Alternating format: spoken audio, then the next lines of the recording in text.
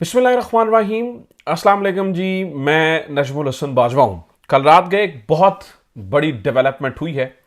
हुआ ये है कि अमेरिका के तकरीबन 60 से जायद कांग्रेसमैन ने एक लेटर लिखा है बाइडेन एडमिनिस्ट्रेशन को और कहा गया है कि पाकिस्तान के अंदर मौजूद तमाम पॉलिटिकल प्रिजनर्स को इंक्लूडिंग इमरान खान को रिहा किया जाए। यह बहुत बहुत बड़ी डेवलपमेंट है।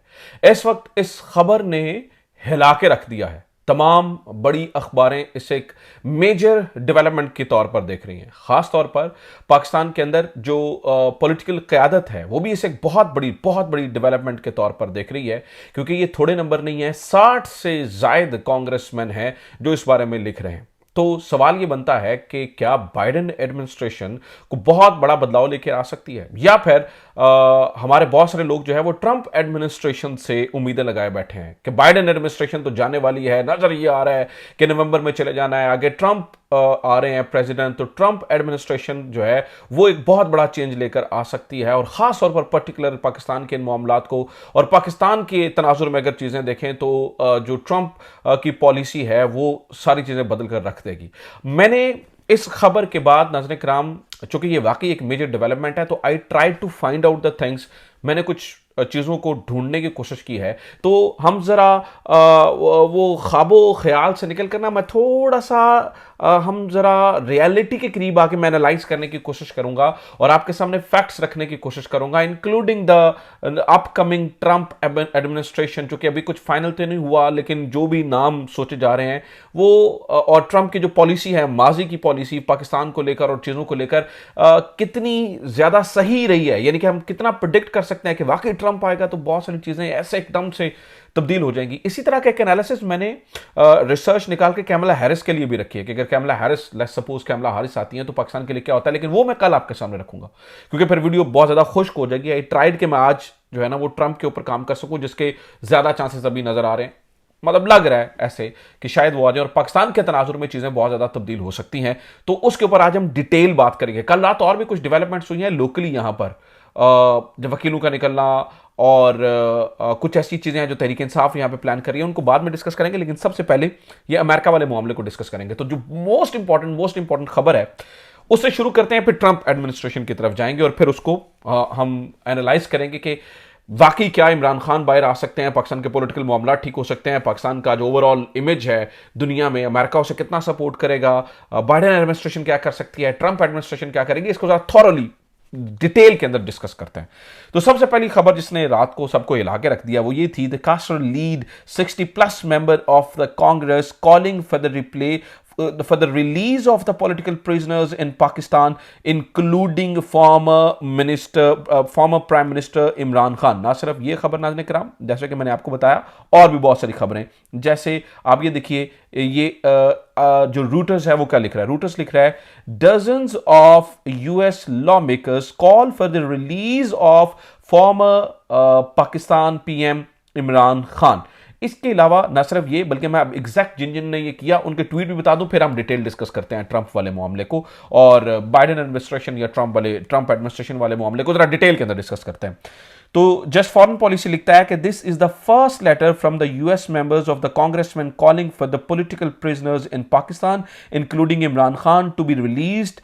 Kasar authored the letter as a follow-up for the nearly unanimous passage of वो जो रेजोल्यूशन पास हुई थी 901, उस 901 एक रेजोल्यूशन आपको पता पास हुई थी और वो बड़ी एक यूनानिमस किस्म की रेजोल्यूशन थी। उसके बाद ये फॉलो अप लेटर जो है वो लिख रहे हैं। तो कांग्रेसमैन जो ग्रेग कासर हैं वो इस बारे में लिखते हैं, today I led over 60 members of Congress a letter supporting human rights and democracy in Pakistan and calling for the release of political prisoners including Prime Minister Pakistan। सिर्फ ये यहाँ तक मामला नहीं रहा, ब्रेट शर्मन वो भी इस मामले पे बोले हैं। वो क्या कह रहे हैं, और ना सिर्फ ब्रेट शर्मन बोले हैं बल्कि इसके अलावा जो रिपब्लिकन बारबरा ली वो भी बोली, वो कहती हैं democracy and human rights must be protected. I am proud to join my colleagues in calling for the release of political prisoners in Pakistan and demanding accountability for those undermining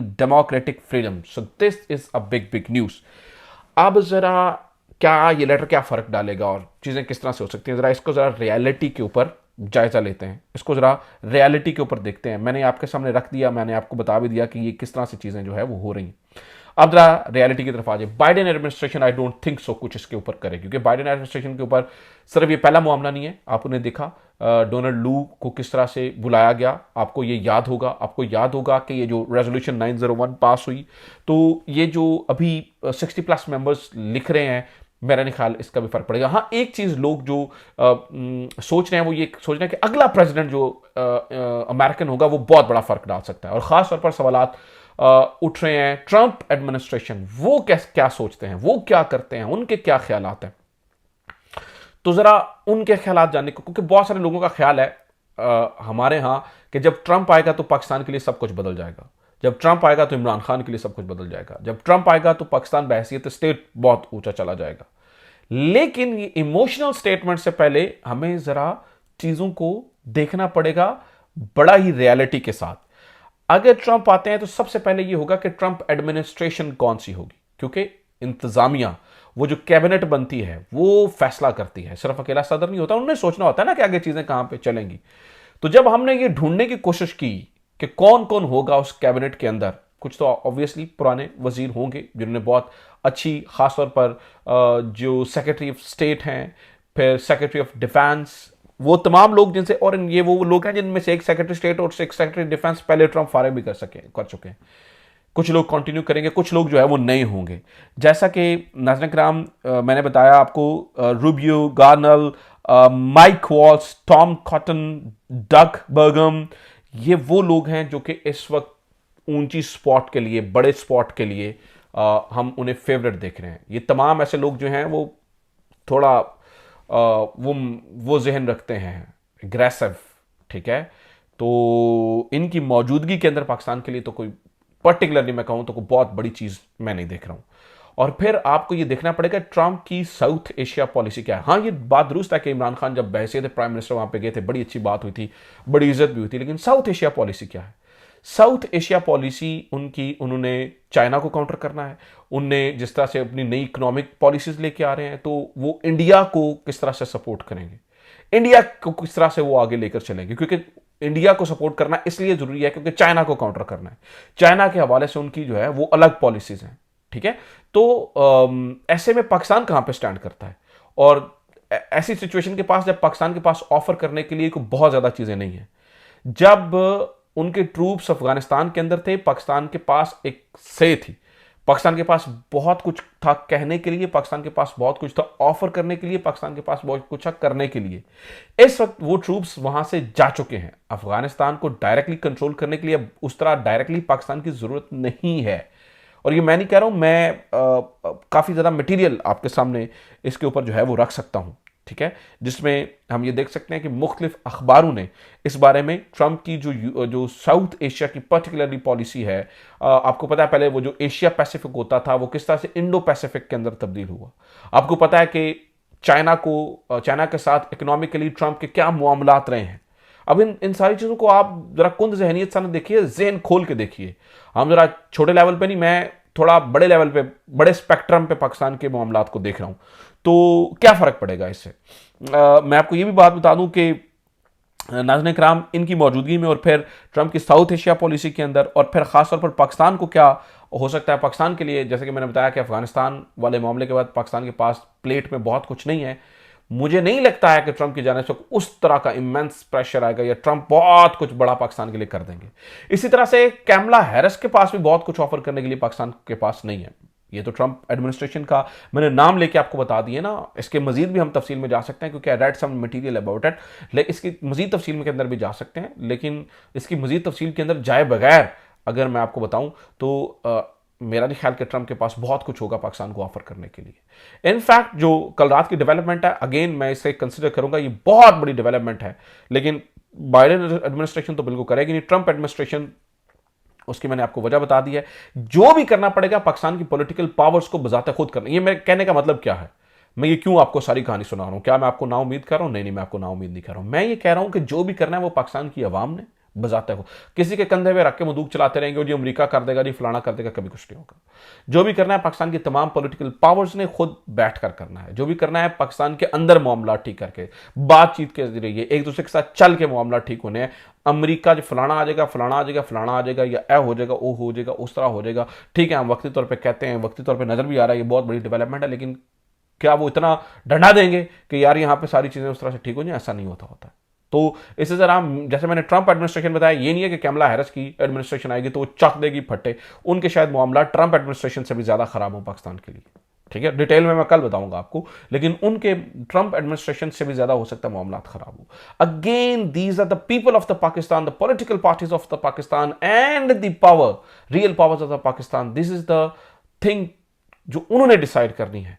Pakistan के अंदर चीज़ों को किस तरस पे लेके जाना है, किस नहज पे लेके जाना है, ये उन्होंने डिसाइड करना है। और बाहर से कुछ मेरा नहीं ख्याल को बहुत बड़ा फर्क पड़ेगा, लिहाजा खुद से मिल बैठकर चीज़ों को जो है ना वो देखना पड़ेगा। अच्छा, ये अमेरिका वाली मैंने स्टोरी आपको बता दी। अब मैं जरा आ जाइए, जरा लोकल नीचे आ जाइए। कल रात नाज़रीन किराम कराची के अंदर वकला निकले और बहुत बड़ी तादाद के अंदर निकले। कल बहुत एक माहौल ख़राब हुआ। मुझे लगता है कल एक ट्रेलर चला है कि आइंदा आने वाले दिनों में पाकिस्तान में क्या होगा। और एक बहुत मज़ेदार चीज़, वो वकला ये कह रहे थे कि याहिया अफरीदी क्यों आया। अब मैंने आपको बताया ना, मैंने कल आपको एक खबर दी थी, मैंने कहा था यार ये बीच में ज़राए बताते हैं कि इधर उधर से चीज़ें तय हुई हैं। अब वो ज़राए ये दोबारा से बता रहे हैं, दोबारा से इस बात को कंफर्म करें कि जस्टिस याहिया अफरीदी का चीफ जस्टिस बनना ये बड़ा सोच समझ कर हुआ है, बड़ी डिस्कशन के बाद हुआ है, और साथ ही जजेस ने इसके ऊपर अपनी मर्जी का इजहार किया है। यानी कि याहिया अफरीदी साहब मंसूर अली शाह साहब की मर्जी के साथ चीफ जस्टिस बन रहे हैं, क्योंकि रास्ता रोकना था अमीनुद्दीन खान साहब का। कुछ भी हो सकता था, कुछ भी ये हो सकता था कि याहिया अफरीदी साहब मंसूर अली शाह साहब के हक में दस्तबरदार होते और फिर अमीनुद्दीन खान साहब जज बन जाते, चीफ जस्टिस बन जाते, और पीछे तो सारी गेम ही उस तरह खराब हो जाती। तो ऐन मुमकिन था उस तरह जो है वो हो जाए। अभी बुशरा बीबी साहब की भी रिहाई हो रही है, आज बुशरा बीबी की रिहाई हो जाएगी। मैं देख रहा हूँ इस वक्त पाकिस्तान तहरीक इंसाफ के अपने मामला इतने ख़राब हैं कि अंदर लड़ाइयाँ इतनी चल रही हैं। बहुत सारे लोग जो है वो कह रहे हैं जो बुशरा बीबी का किरदार भी, यार वो अब तो पार्टी उनके पास चले जाएगी। ओ भाई, आपको नहीं अंदाज़ा है यार, थोड़ा सा हाथ थौला रखें।